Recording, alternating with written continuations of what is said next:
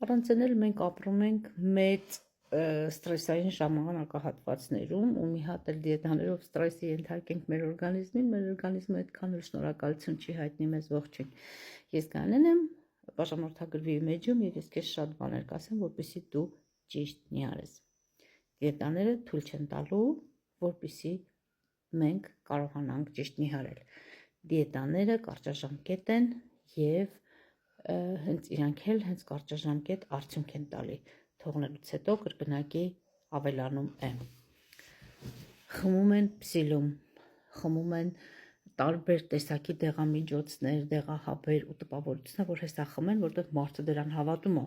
չէ՞։ Այն ինչին հավատում ենք, մենք այսօր դա կատարում ենք։ Կյանքում մենք հավատում ենք, որ հեսա խմենք սենց ալինելու, խմենք նենց ալինելու վիճակում մենք շատ փողեր ենք ծախսում եւ որևէ բան տեղի չի ունենում մեր օրգանիզմում։ Ինչ ուզում եք խմեք, ինչքան ուզում եք խմեք։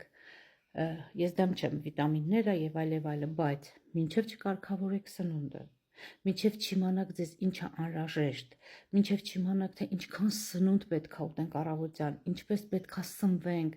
երեկոյան, ինչքան պետք է ուտենք ցերեկը ճաշի ժամին, որպեսզի սոված չմնանք, եւ որ մեր հաջողությունը սկսում է առավոտյան նախաճաշից, եւ եթե մենք նախաճաշը սխալ ենք անում երեկոյան, ռուսները շատ լավ խոսք ունեն պիրիեդանիա, այսինքն չափից շատ ուտելը մենք կարող ենք կարգավորել, որովհետև առավոտյան մենք սկսել ենք ճիշտ նախաճաշից եւ սպիտակուցային նախաճաշից։ Այս ամեն ինչը ես քեզ սովորացնելու եմ, որպեսզի երբևիցե ես որ չգիտեմ, չլինեմ,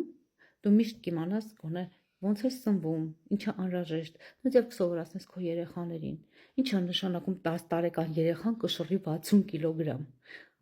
Դուք հասկանում եք դա ինչ խնդիրներ է օրգանիզմում։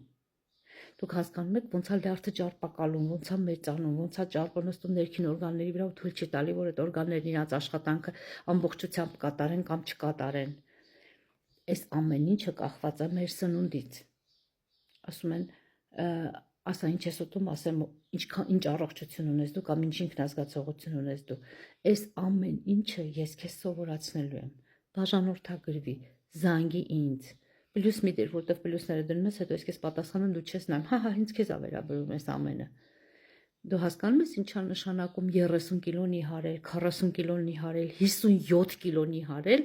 եւ այս ամենը լինի առանց սոված մնալու եւ այս առանց լինել